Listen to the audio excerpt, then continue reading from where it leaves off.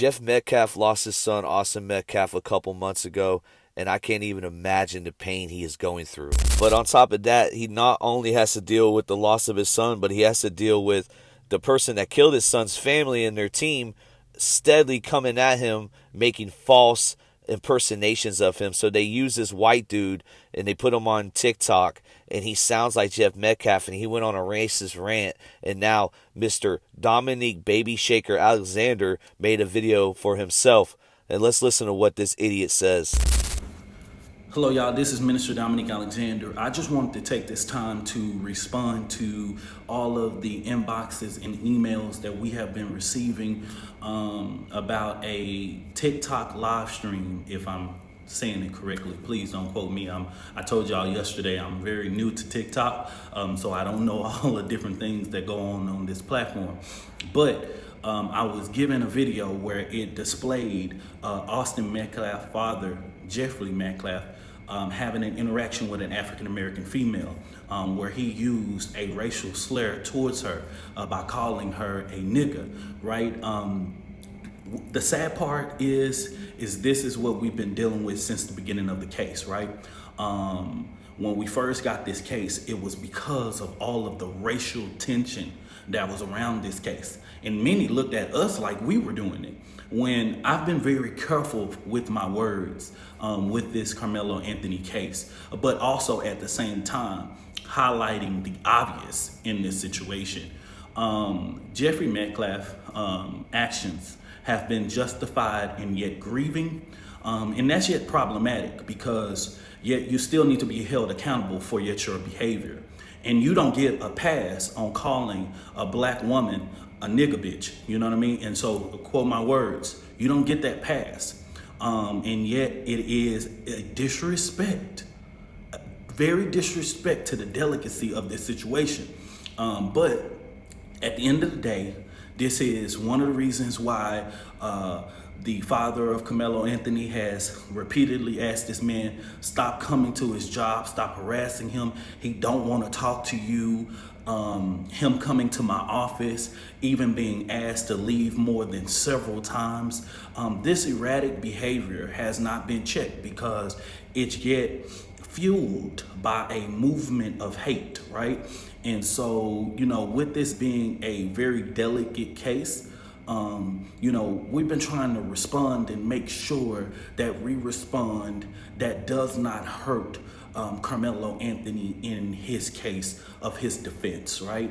But I just want people to know, you know, he's showing his true colors, and let him keep on being this crash dummy, keep on talking and doing what he's doing. He's only showing the world his true colors. And the reality is that I don't care what nobody says about me saying this, right? The reality is the reality. He don't get a pass. It's not okay for him to call a black female a nigga. And yet if anybody feel like that is okay, you can go to hell. And so with that being said, I just wanted to make sure that people heard from me what is going on. This is one of the reasons why all of the false lies is continuing to be spreaded regarding the Karmelo Anthony case, right?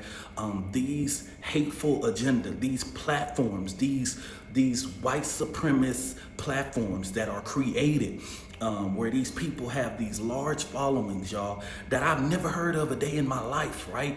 And all of them are so-called journalists, and they got breaking news, and they got all this. Like, we have to wake up and realize what is currently going on in America, right?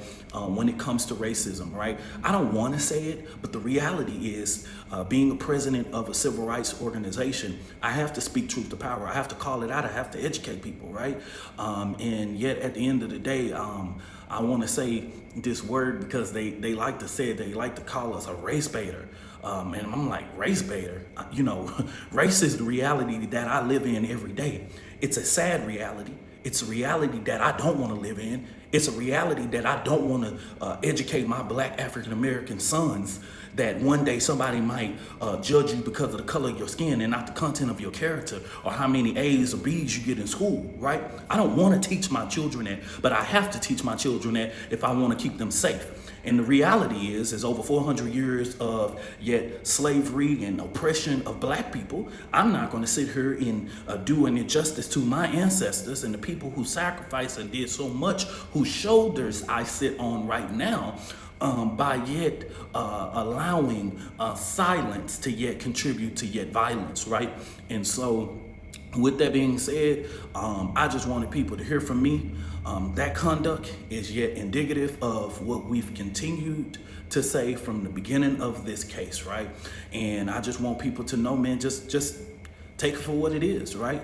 And there are going to be a number of people that defend him and call it grieving and call it this and all of those different types of stuff, right? You challenge him on something, he gets mad, and yet he start acting erratic, right? It's the same continued pattern, right? Luckily, NGAN has been doing this more than 11 years, and we're true to this, not new to this.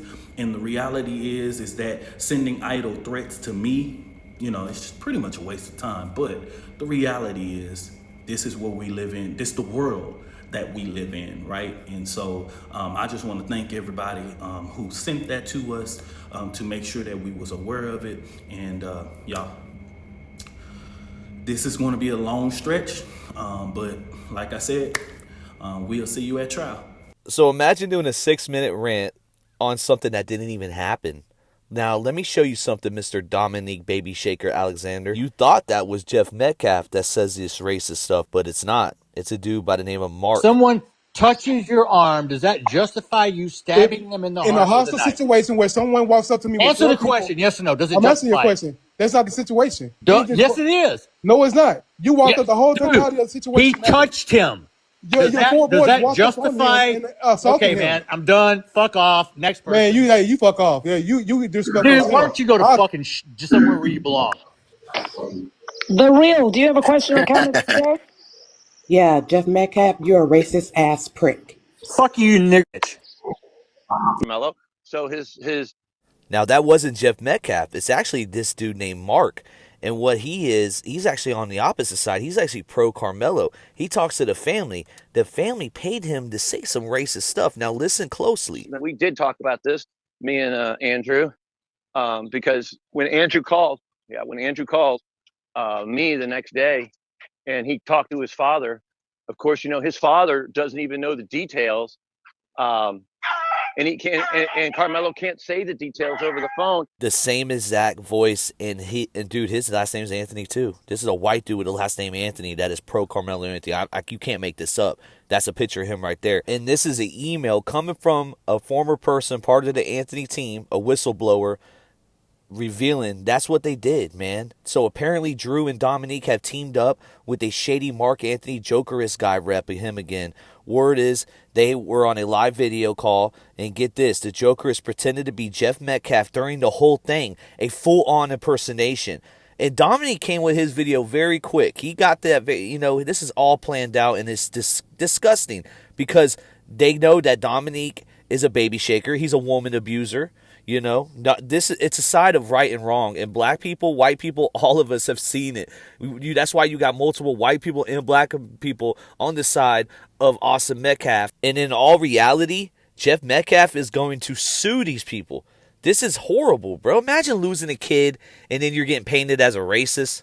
Come on, man. The goal is to taint the jury pool and to make this as most racist as possible. That is what Team Anthony is doing. And it's just hate at the end of the day. This is just hate. And it's got to stop, man. This dude lost his child. I don't think you get it through your fucking heads. He lost his child. This one's gonna be kind of light touchy, but fuck it. Yeah. I brought my knife to school for protection. I didn't think I get kicked out of this section. Touch me, see what happens. He didn't get the message. I made bail, thank God, it's a blessing. I know these dudes ain't here for me, they wanna win the election. Get that money fronted just to put me in the Western. Yo, God set these bullies on earth to get me tested. I practice every day, you could say I'm manifested. I hit him in the chest, in seconds I'm arrested. My chest hurts too, yeah, remorse starts to set in. He's gone too, rigor mortis starts to set in. I guess it's my vice, my Lord, not the set I'm in. I brought my brother to school for protection. I didn't think my last breath would be next to him. He's on the wrong team, sitting in my section. I touched him, I didn't think about a weapon. My chest out, didn't think I'd get my chest hit. The best out, yeah, they really took the best kid. I'm on the bleachers laying out. I look my brother in the eyes one last time. Yo, Austin's out. Ooh, and it feels like I'm living in a dream. Ooh, yeah, I can still hear his brother scream. Ooh, yeah, man, it feels like I'm living in a dream. Ooh, yeah, I can still hear his brother scream. R.I.P. to awesome Metcalf. Shout out to Jeff, he seems like a good dad. Fuck Jake Lang and that racist shit.